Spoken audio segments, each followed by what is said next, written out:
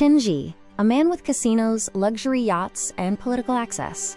From a Fujian fishing village to his first fortune in online gaming, this is the rise and fall of Chen Zhi. Chen Zhi was born in 1987 in a small fishing village in Fujian, China. His family background was ordinary. His education, unclear. Some say high school, others say he dropped out even earlier. A video released by China's Ministry of Public Security on January 9, 2026, shows the 38-year-old Chen Zhi wearing a blue detainee uniform, his hands cuffed, escorted off a plane by heavily armed special police officers. As a black hood was removed, Chen appeared on camera with his head lowered. According to official media reports, Chen Zhi's criminal group is suspected of operating casinos, conducting fraud, engaging in illegal business activities, and concealing and disguising proceeds of crime. The report specifically identified Chen as a Chinese national and described the case as another major achievement in China-Cambodia law enforcement cooperation. Chen Zhi moved to Cambodia in his early 20s. There, Chen built a commercial empire spanning real estate and business sectors, including a licensed bank, an airline, a charitable foundation, and a watchmaking school named Prince Horology.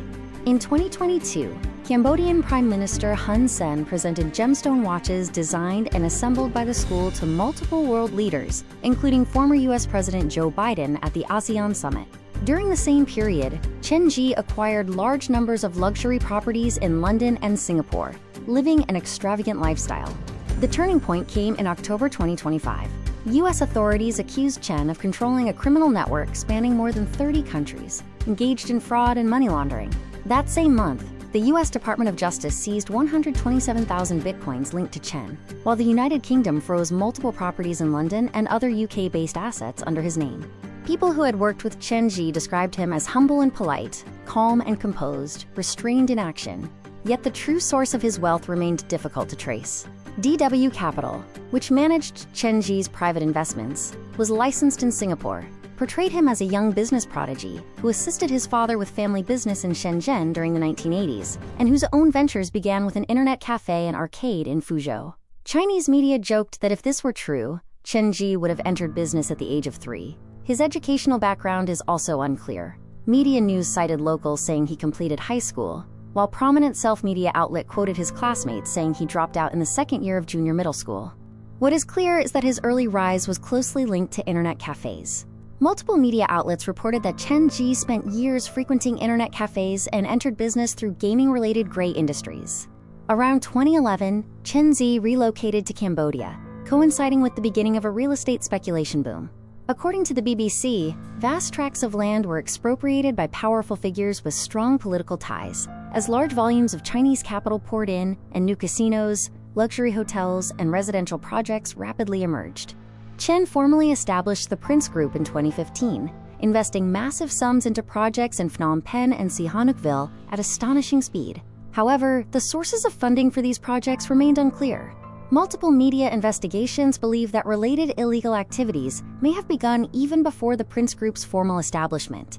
From around 2013, telecom fraud operations in Cambodia gradually scaled up, forming organized pig butchering scam systems based on close-knit networks. Locals saying that some villagers went to Cambodia to work as Chen Zhi's drivers and returned years later driving Bentleys. As his business empire expanded, Chen Zhi's political stature rose in parallel. In 2017, he was appointed as an advisor to Cambodia's Ministry of Interior, and in 2020, he became a personal advisor to then Prime Minister Hun Sen. Scam compounds developed almost simultaneously.